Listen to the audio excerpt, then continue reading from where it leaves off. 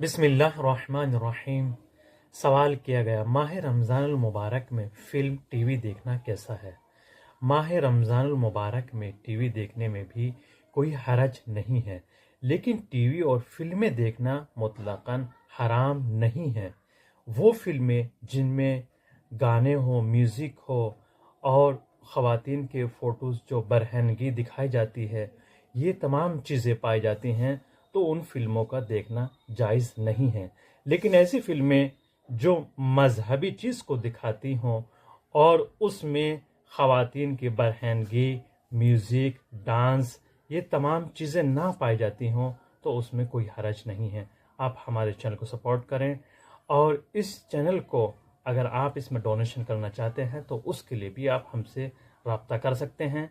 इसको like, subscribe और share ज़रूर कीजिएगा।